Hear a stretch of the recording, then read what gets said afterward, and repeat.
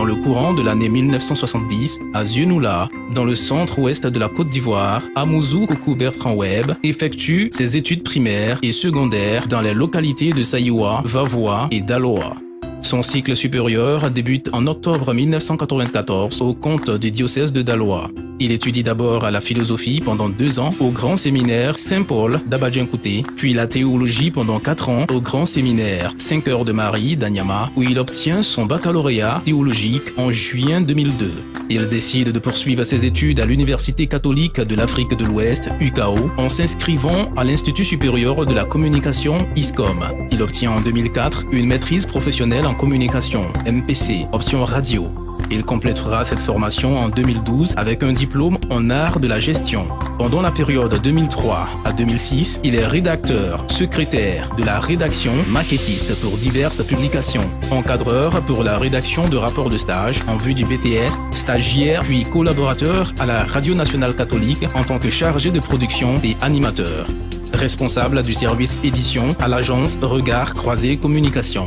Après ses études et une petite expérience de la vie active civile, il est ordonné diacre le samedi 29 juillet 2006 par Monseigneur Ignace Bessi à la paroisse Saint-Laurent de Yopougon-Kouté pour le compte des diocèses de Yopougon. Sur cette même paroisse, le samedi 17 janvier 2007, il est ordonné prêtre des mains de Monseigneur Laurent Manjo pour le compte du nouveau diocèse d'Abboville qui venait d'être créé. Père Bertrand Webb Amouzou, communément appelé l'abbé Webb, est dans un premier temps affecté comme vicaire à la paroisse Saint-Jean-Baptiste de Sassako, dans le département de Jacquesville, où il ne passe qu'une année, septembre 2006 à août 2007, avant d'être rappelé par la cathédrale Saint-Jean-Marie-Vianney d'Abboville auprès de l'évêque Monseigneur Alexis Touabli Yulo. Il y passe 5 ans, septembre 2007 à août 2012, toujours en qualité de premier vicaire paroissial, mais rattaché au service de l'évêché comme secrétaire général. En juillet 2012, plus précisément le 3 juillet, il reçoit sa première nomination dans l'office de curé. Et c'est la paroisse Sacré-Cœur de Ndoussi qui l'accueille pour cette expérience. Parallèlement à ses fonctions de vicaire puis de curé, il occupe également plusieurs autres responsabilités diocésaines, nationales et internationales qui depuis 2007 augmentent au fil des années.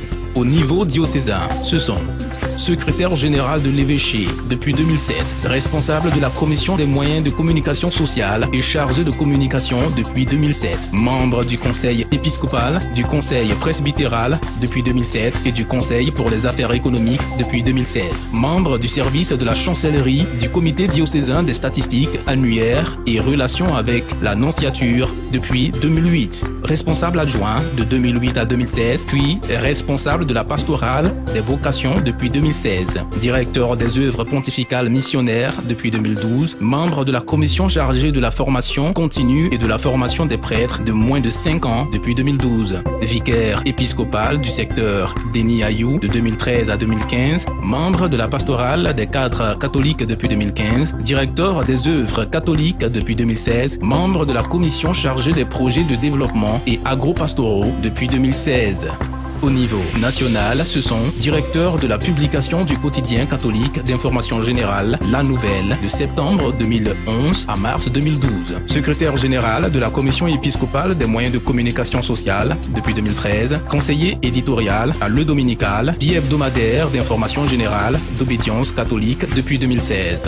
Au niveau international, délégué Côte d'Ivoire de Signis, Association catholique mondiale pour la communication depuis 2014.